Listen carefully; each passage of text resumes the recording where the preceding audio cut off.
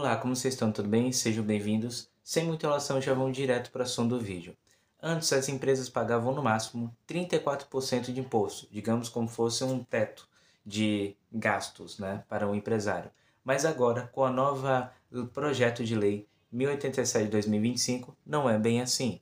Basicamente, ela fala o seguinte: qualquer valor a partir de 50 mil, seja ela folha de pagamento, seja ela credenciamento, seja qualquer valor independente, né, distribuído para empresas, a pessoa física da pessoa jurídica vai estar pagando 10%, dando um total de 45% de imposto.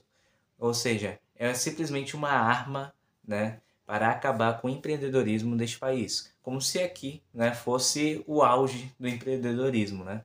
Tanto que tem um dado bem interessante que é o seguinte: sabe qual é a maior empresa que mais cresce nesse país? Chama-se Aluga-se. Porque vale muito mais a pena você ter um terreno para poder alugar do que simplesmente você construir e empreender neste país. E cada vez mais a gente está criando uma bolha financeira no ramo imobiliário. Por exemplo, aposto que na sua cidade tem muito mais empreendedores comprando terreno e alugando as estruturas do que de fato abrindo suas próprias empresas. Isso dificulta cada vez mais nossa linha produtiva neste país.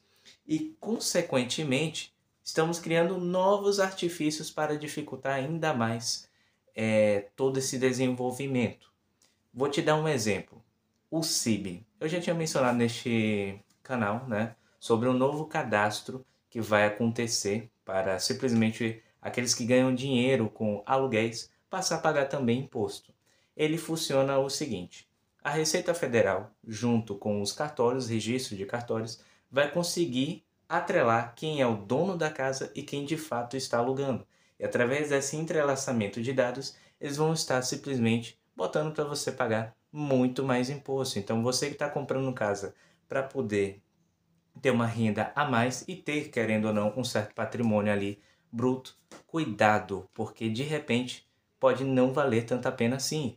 Quanto mais, né, tanto mais que agora, antes a gente só se preocupava com o financiamento, mas agora até os custos para manter, né, no caso, o aluguel e tudo mais, também ficaram caros. Afinal, a parte administrativa dos condomínios tem cada vez mais diminuindo sua eficiência, tornando cada vez mais caro. Hoje em dia a gente não só olha o financiamento que a gente consegue, mas também quanto custa para manter diariamente este patrimônio, tá?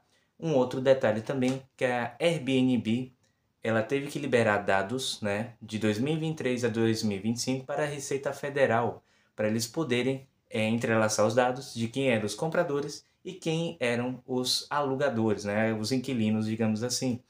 Simplesmente porque aqueles que não declararam que recebiam dinheiro, né, com isso, vão pagar 120% de imposto. Exatamente, 120. Ou seja, se você alugou seu apartamento por R$ 1.000, basicamente você vai estar pagando 2.120 para a Receita. Isso aí, com anos que já passaram. É aquela coisa que eu sempre digo para vocês. No Brasil, até o passado é incerto. Impressionante. E vamos começar com outro detalhe. Você percebe, na sua cidade, por exemplo, o tanto de financiamento que você vê ao redor de casas e, né, os sistemas Minha Casa Minha Vida? Já tem pensado o que a gente está de fato construindo? Vou dar um exemplo. Isso aconteceu lá nos Estados Unidos, se eu não me engano, em 2008, e está cada vez mais muito parecido com o que aconteceu lá. Tá muito, cada vez mais está parecido. Presta atenção. O que aconteceu lá nos Estados Unidos para vocês entenderem a relação aqui. Bom, basicamente as pessoas elas tiveram a mesma mentalidade que todos os brasileiros estão tendo, que é o quê? Compra uma casa, financia, consegue um subsídio muito barato, né? 4,5%, como é o caso aqui do Brasil, e põe um inquilino para poder morar. Isso, além de aumentar o preço dos aluguéis, não tinha tanta gente assim querendo de fato alugar. Então existe uma demanda, né, de inquilinos e não tinha a verdadeira demanda para atender, né? Ou seja, tinha um descompasso. Então existia mais casas e mais financiamentos do que pessoas de fato para morar. E a gente está cada vez mais observando isso no nosso cotidiano. Então, quando a gente cria um sistema desse, né, para desmembrar, punir praticamente o empreendedorismo neste país, a gente está dando cada vez um tiro no pé, porque a gente já viu isso antes e está cada vez mais parecido. E bom, tem um outro detalhe. No caso, não estou falando, né, que os financiamentos Minha Casa Minha Vida é algo ruim. Não estou falando isso. Mas estou dizendo um descompasso que cada vez mais está acontecendo entre moradores e aqueles que querem ter um certo patrimônio. E isso está dificultando muito toda uma cadeia produtiva. Aí você pensa, então eu vou investir meu dinheiro em renda fixa, LCI, LCA, vai dar tudo certo. Não. Consequentemente, é fácil a gente observar que provavelmente vamos estar tendo que reajustar o valor dos impostos para a renda fixa. Pense comigo, você sendo empreendedor. Se não vale a pena nem eu empreender, nem eu alugar, nem ter financiamento de imóveis também, então eu vou investir. Vou pagar então uns 27% no imposto de renda, ponho numa renda fixa e vou estar ganhando meu dinheirinho tranquilamente. Correto? Não, porque obviamente vai precisar obrigatoriamente reajustar todos os valores de imposto de renda, que era uma coisa que o governo já desejava há muito tempo.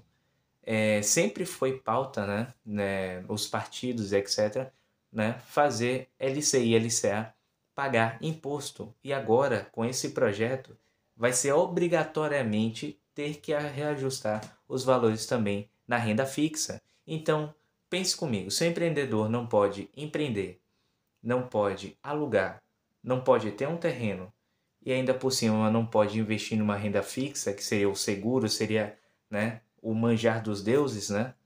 Então, o que nós vamos fazer? Exatamente, todo esse dinheiro provavelmente vai para fora.